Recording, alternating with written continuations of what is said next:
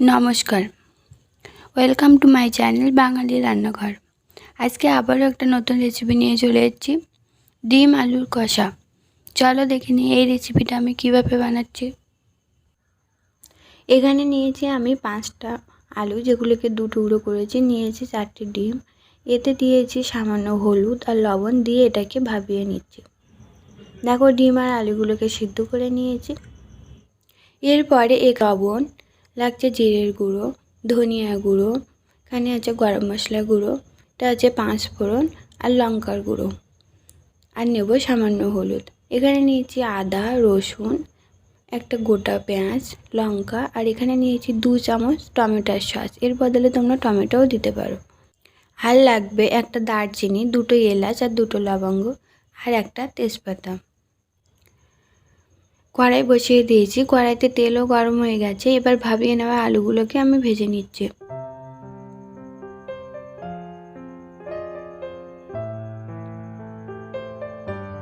এতে আমি আর লবণ হলুদ দেবো না, যেহেতু ভাপানোর সময় দিয়েছি। দেখো, আলুগুলো ভাজা হয়ে গেছে। এবার আলুগুলোকে আমি তুলে নেব।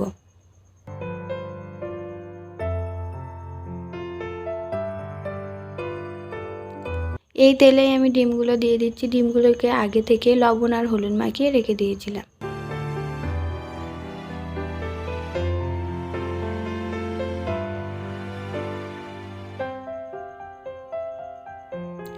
দেখো, ডিমগুলোও ভাজা হয়ে গেছে। এবার আমি তুলে নিচ্ছি এগুলোকে। এই তেলে আমি দিয়ে দিচ্ছি একটা দারচিনি, 2টো লবঙ্গ আর 2টো এলাচ, আর এতেই দেবো 1 টেবিল চামচের হাফ চামচ 5 ফোড়ন, আর তার সাথেই দিয়ে দিচ্ছি একটা তেজপাতা। এবার এই মশলাগুলোকে একটু ভেজে নিচ্ছি। মশলাগুলোকে একটু ভেজে নিয়েছি। এতে দিয়ে দিচ্ছি পেঁয়াজ কুচিগুলো। এবার এই পেঁয়াজগুলোকে আমি একটু ভেজে নেব।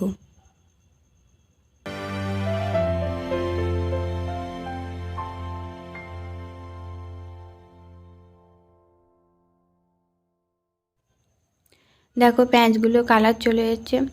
এবার এতে আমি দিয়ে দিচ্ছি 1 টেবিল চামচ রসুন বাটা, দেবো 1 টেবিল চামচ আদা বাটা, আর দিচ্ছি চিড়ে রাখা কাঁচা লঙ্কাগুলো। এরপরে এতেই আমি সব মশলাগুলো অ্যাড করে দিচ্ছি। দিয়েছি লঙ্কার গুঁড়ো, এটা হলো জিরের গুঁড়ো 1 চামচ, ধনিয়া গুঁড়ো হাফ চামচ, আর লবণ স্বাদ অনুসারে, আর দিয়ে দেবো হলুদ হাফ চামচ। এবার এই মশলাটাকে একটু তেলের সাথে মিশিয়ে নিচ্ছি আমি।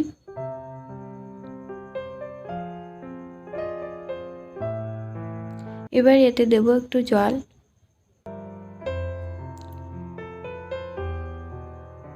দিয়ে এই মশলাটাকে আমি 2 মিনিটের জন্য ঢেকে রাখছি।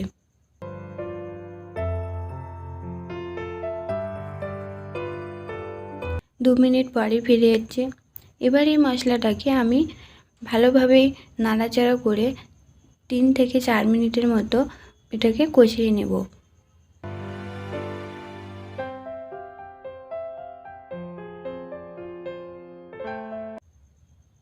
দেখো, মশলাটা কষানো হয়ে গেছে। এবার এতে আমি দিয়ে দিচ্ছি 2 চামচ টমেটোর সস। এবার এটাকেও আমি একটু কষিয়ে নেব মশলার সাথে।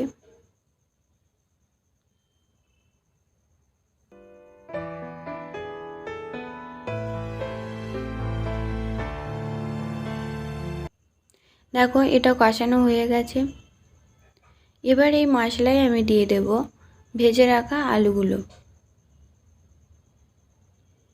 এই আলুগুলোকেও মশলার সাথে আমি একটু মিশিয়ে নিচ্ছি।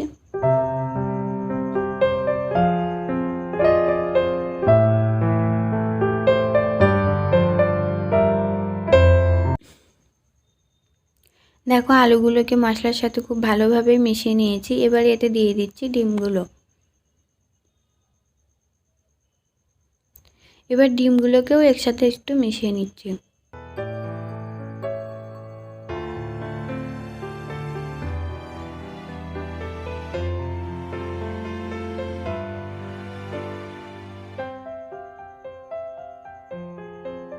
সবগুলোকেই খুব ভালোভাবে মিশিয়ে নিয়েছি। এবার এতে দিয়ে দিচ্ছি পরিমাণ মতো জল। আলুটা যেহেতু ভাপানো আছে, তাই বেশি জল দেওয়ার কোনো দরকার নেই। অল্প জল দিলেই আলুটা সিদ্ধ হয়ে যাবে। এবার এটাকে ঢেকে রেখে দেবো 5 মিনিটের জন্য। 5 মিনিট পরে ফিরে এসেছি। দেখো তরকারিটা খুব ভালোভাবে ফুটে গেছে। আর দেখে নেব যে আলুগুলো ভালোভাবে সিদ্ধ হয়েছে কিনা।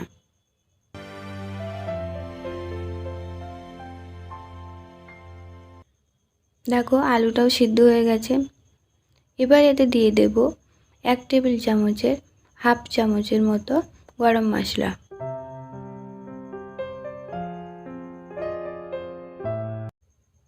এবার এটাকে আমি মিশিয়ে দিচ্ছি, দিয়ে এটাকে গ্যাসের আঁচটা বন্ধ করে দেব, দিয়ে ঢেকে রেখে দেব। আজকে আমাদের রেসিপিটা হয়ে গেছে। যদি তোমাদের এই রেসিপিটা ভালো লাগে প্লিজ একটা লাইক করে দিও, আর কমেন্ট করে অবশ্যই জানিও আমার রেসিপিটা কেমন লাগলো। আর চ্যানেলটাকে সাবস্ক্রাইব করে বেল আইকনে ক্লিক করে দিও আমার ভিডিও নোটিফিকেশন সবার আগে পাওয়ার জন্য। সবাইকে অনেক ধন্যবাদ আমার এই ভিডিওটা দেখার জন্য।